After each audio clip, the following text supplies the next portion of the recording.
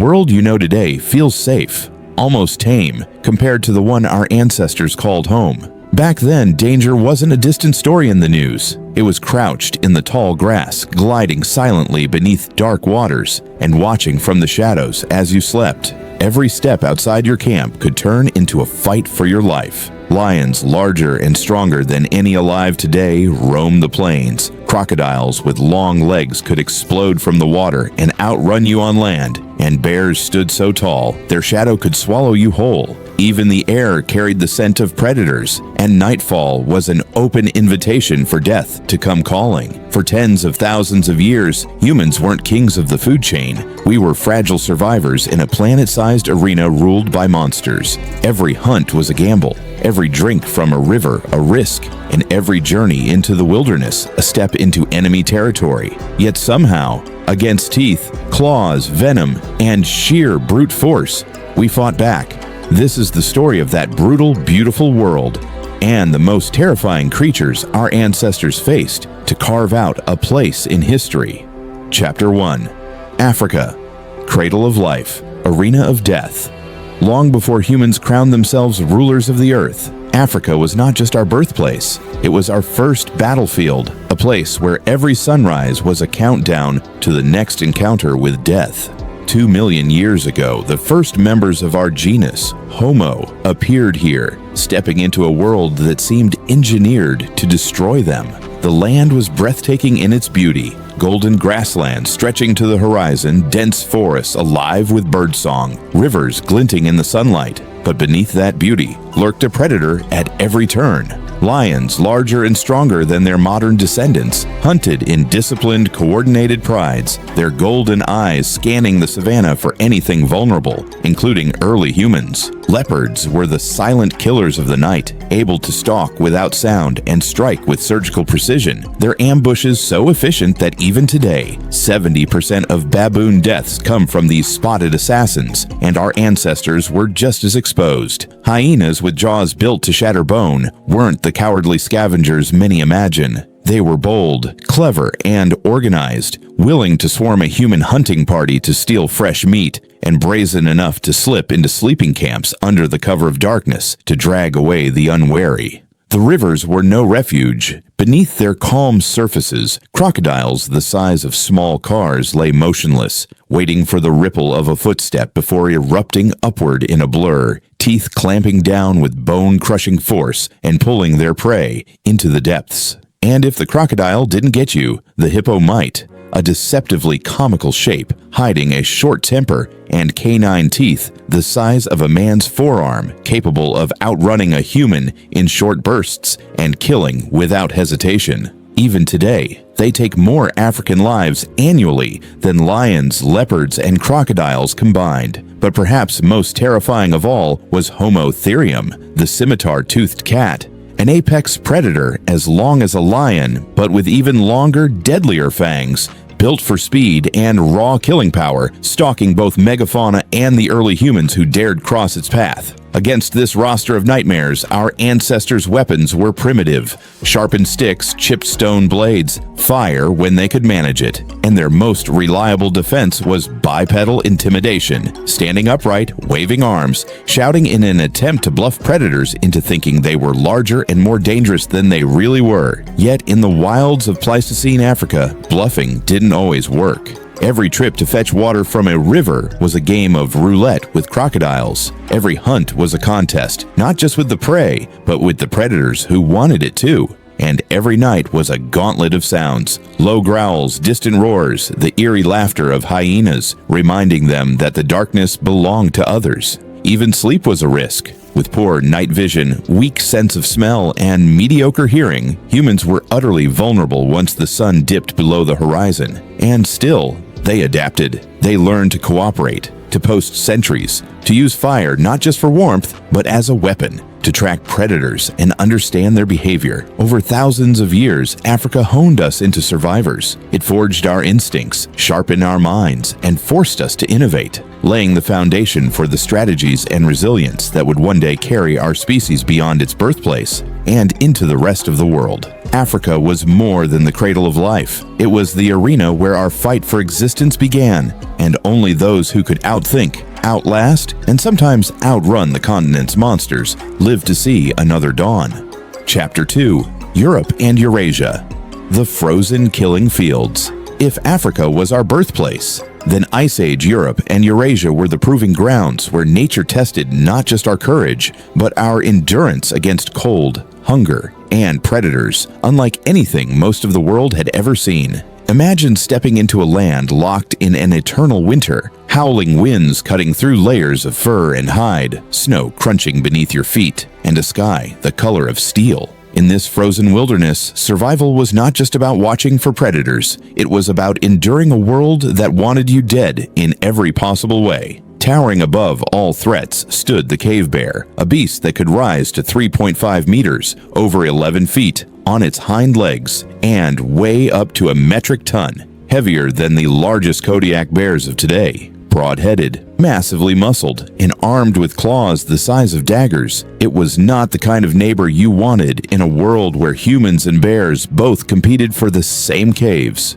Neanderthals had shared Europe with them for hundreds of thousands of years. And when our species arrived, we too stepped into their icy territory. There is even evidence, a skull with a fatal puncture wound, that humans and cave bears clashed in battles we can only imagine, lit by flickering firelight deep in a cave's throat. And the bears were only part of the nightmare. Wolves roamed in large, coordinated packs, following herds across endless snowy plains, their endurance unmatched, their hunger insatiable in the lean months. Brown bears and cave hyenas prowled the forests and steppes. Hyenas here were larger and more powerful than their African cousins, capable of crushing bones with a single bite and chasing down prey in the open. Leopards were rare but lethal, their stealth unmatched, striking from the shadows before vanishing into the wilderness. And then there were the cave lions, giants compared to modern lions and as heavy as today's largest tigers. They were apex predators of the open steppe, and their image was immortalized by Ice Age artists in the cave walls of Chauvet, rendered not as villains, but as majestic equals in a harsh world. But the real terror of Eurasia was not just the predators, it was the cold itself. The mammoth steppe, stretching from Europe into northern Asia, was a vast, treeless expanse where temperatures plummeted far below freezing and winds could strip heat from your body faster than a predator's claws. In these lands, the Paleoloxodon pneumaticus, the largest land mammal of the last 65 million years, towered over everything. At over 5 meters tall at the shoulder and weighing up to 22 tons, it was 3 times the weight of the heaviest modern elephant. A creature that size needed no malice to be dangerous. One charge, one misplaced step, could crush a human like an insect. In Central and Southern Asia, the danger shifted. Here, stealthy tigers stalked dense forests, ambushing prey with a burst of speed and strength that could bring down a man in seconds. Lions here were larger than their African kin, roaming the plains in deadly prides, while extinct hippos like Hexaprotodon civiliensis lurked in rivers, their tusks even more menacing than those of today's hippos. Even on the open plains of Central Asia, danger had teeth. The scimitar-toothed cats of the genus Homotherium still prowled, their serrated fangs perfect for slicing through flesh. And there were whispers in the fossil record of dire wolves pushing east from the Americas, perhaps roaming the edges of Asia in small, elusive packs. For our ancestors crossing these lands, every journey was a gauntlet. Cross a frozen river and risk the ice breaking, skirt a forest and risk ambush, camp in a cave,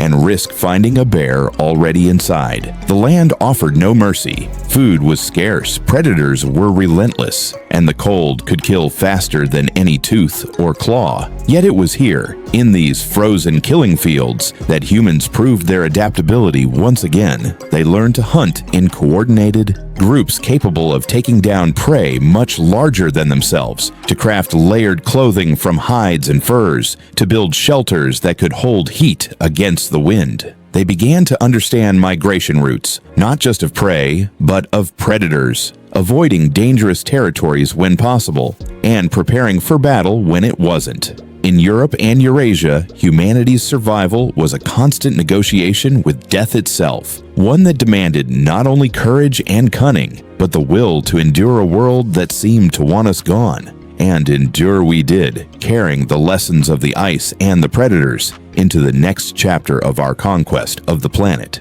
Chapter 3: The Lost Worlds of Monsters. If Africa was our birthplace and Eurasia our proving ground, then Australia and the Americas were something else entirely. Alien battlefields where humans stepped into lands that had never known us, and where the predators had no instinctive fear of our kind.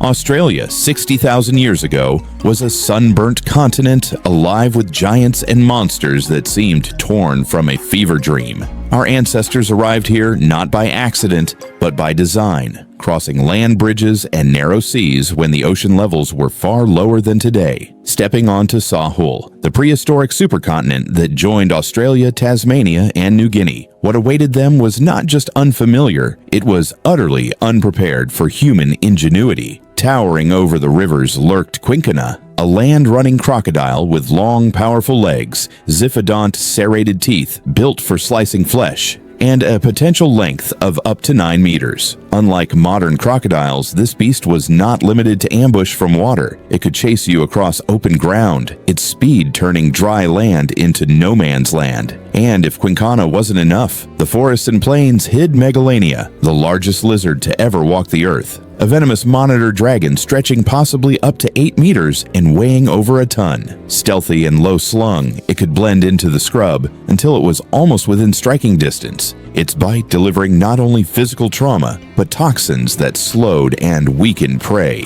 making escape nearly impossible. Alongside these reptiles prowled Thylacoleo, the marsupial lion, unrelated to cats but every bit as deadly. Its jaws evolved from herbivorous ancestors into bolt-cutting bone crushers, its forelimbs ending in scythe-like claws perfect for climbing or pinning struggling victims. To share this land with these predators was to live in a state of constant vigilance. Even the waterways were hostile, for saltwater crocodiles, already as fearsome as those today, patrolled the coasts and rivers, ready to snatch anyone who strayed too close. In neighboring New Zealand, far to the southeast, the dangers were different, but no less chilling. Here, humans never met large land mammals. What they found instead were skyborne killers, Haast's eagle, the largest eagle ever known, with a wingspan of 3 meters and talons capable of punching through flesh and bone. Its favored prey was the giant moa, but a human child, or even a careless adult, would have been well within its capabilities.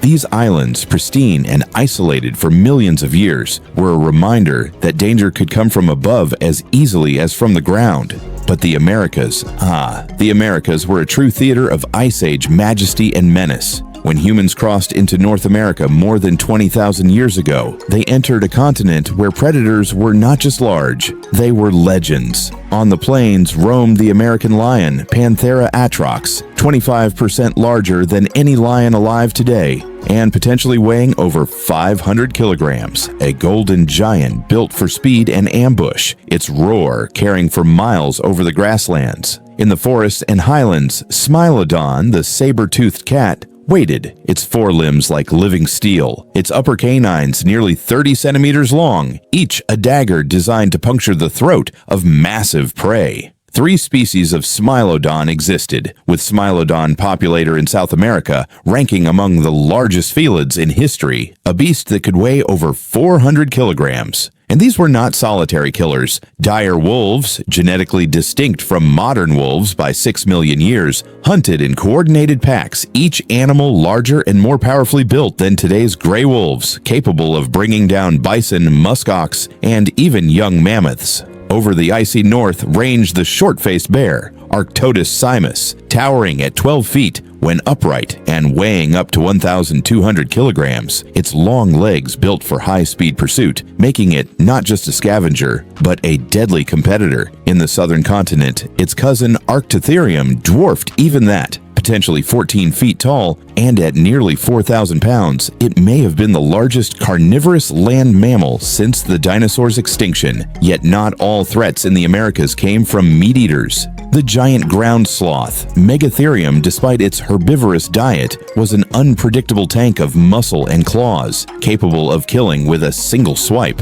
Some rock art suggests our ancestors encountered these beasts face to face, sometimes intense standoffs over territory or food. And then there were the relics of an even older South America. The terror birds, descendants of the dinosaurs, flightless predators that had ruled the continent for millions of years before mammals took over. While the largest species had vanished by the time most humans arrived, some smaller varieties may have survived long enough to remind newcomers that even without teeth, a beak can kill just as efficiently. Across both continents, the landscape was shaped by megafauna migrations and the Great American Biotic Interchange, an ancient event that had already mixed northern and southern predators and prey, creating ecosystems unlike anywhere else on Earth. For the first humans here, every region posed a different kind of hazard. Jaguars in the tropical forests, massive condors and eagles in the skies, polar bears and packs of Arctic wolves in the north, and constrictor snakes in the warmer swamps.